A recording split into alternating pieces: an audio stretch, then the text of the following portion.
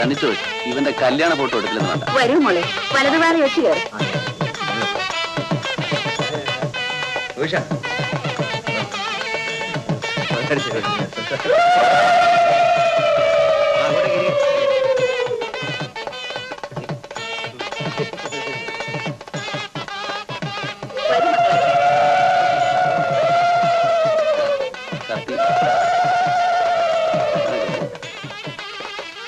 വിവാഹം കഴിഞ്ഞ് ഗൾഫിലേക്ക് പറന്നകലുന്ന ഭർത്താവിന്റെ വരവും നോക്കിയിരിക്കാൻ വിധിക്കപ്പെട്ട ഭാര്യമാരുടെ ലിസ്റ്റിൽ ഇതാ ഒരാൾ കൂടി, ശ്രീമതി നളിനി ബാലകൃഷ്ണൻ.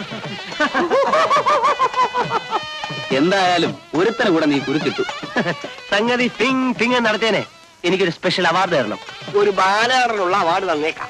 ഷെറീഫെ, അടുത്ത പ്രാവശ്യം ലീവിന് വരുമ്പോ ഈ കുട്ടിയാലിക്ക് കൂടെ പിടിച്ച് കൂട്ടണം. വിമാനത്തിൽ ഒരു പ്രാവശ്യമെങ്കിലും കയറാതെ നമ്മൾ ഈ കാര്യത്തെ പറ്റി ചിന്തിക്കൂലെന്ന്.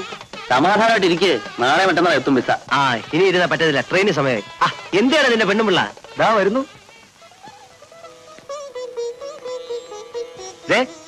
അമ്മയുടെ പയ്യാരം പറിച്ചില്ലേ, ഒരു തീരുമാനം ഉണ്ടെങ്കിൽ ഞാനാ. അതുകൊണ്ട് ആലീസിന്റെ പ്രസവം കഴിഞ്ഞ് വിളിച്ചോണ്ട് വരുമ്പം ഞാനും ആലീസിങ് പോരും. ഒരു ഉഗ്രം പാർട്ടി ആയിരുന്നു. നീ ഉണ്ടില്ലേലും അവളെ ഊട്ടുക, നീ ഉടുത്തില്ലേലും അവളെ ഉടുപ്പിക്കുക, ആശയും നിരാശയും ഒരുപോലെ പങ്കുവെച്ച് പ്രളയം വരെ സന്തോഷമായി വാഴുക. ആമേൻ. സന്നിപദേശി വാച പഠിച്ചിരുന്ന വണ്ടി അങ്ങ് പോകും. നല്ലി, ഓൾ ദി ബെസ്റ്റ്. കാര്യങ്ങളൊക്കെ ഫിങ് ഫിങ് നടത്തുന്നു കേട്ടോ. ഇറങ്ങുന്നു. ശരി, ഓട്ടടാ. നമ്മളും വരാ. പോകുന്ന വഴിക്ക് വല്ലതും കഴിക്കണം. ഇപ്പൊ ഞങ്ങൾ ഇറങ്ങട്ടെ. ഒന്നും കുഴപ്പമൊന്നും ഉണ്ടാക്കരുത്.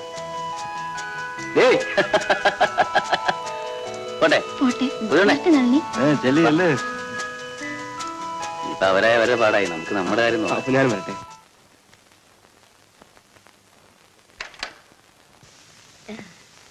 വന്നതിനിടയ്ക്ക് ഒരു കല്യാണവും കൂടി. പക്ഷേ ഈ ക്യാമറ ഉണ്ടല്ലോ, ഇതിനെ വിശ്വസിക്കാൻ കൊള്ളില്ലമ്മ. ആളുകളുടെ ഇടയിൽ വെച്ച് ചമ്മിക്കും. ഇത്രയും പെട്ടെന്ന് നടക്കുമെന്ന് നന്ദി പോലും കരുതിയില്ല. പടച്ചവും കണക്കാക്കണത് ആ സമയം വരുമ്പോ നടക്കും. ആ എന്നാ മോനെ, നിനക്കൊരു കമ്പി സന്ധി നേരത്ത് വന്നതാ.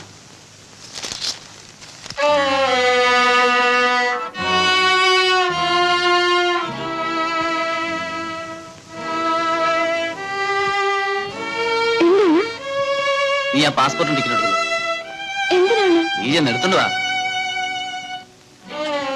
എന്താ മോനെ? ഉടനെ പുറപ്പെടണം. പടച്ചോനെ, ഇത്ര പെട്ടെന്നാ? അവിടെ എന്തെങ്കിലും കുഴപ്പമുണ്ടായി കാണുമ്മ, അല്ലെങ്കിൽ ഇങ്ങനെ ടെലഗ്രാം വരില്ല.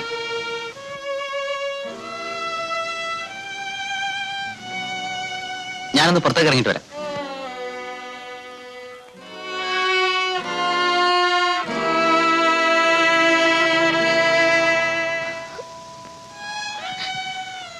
ഗൾഫുകാരന്റെ ജീവിതം ഇങ്ങനെയൊക്കെയാണ് സബ്ര. കരയാതെ. കണ്ണെത്താത്ത ദൂരത്തേക്കല്ലേ ഞാൻ പോകുന്നത്. ഇങ്ങനെ പോയാൽ എനിക്കെന്താണ് ഒരു സമാധാനം?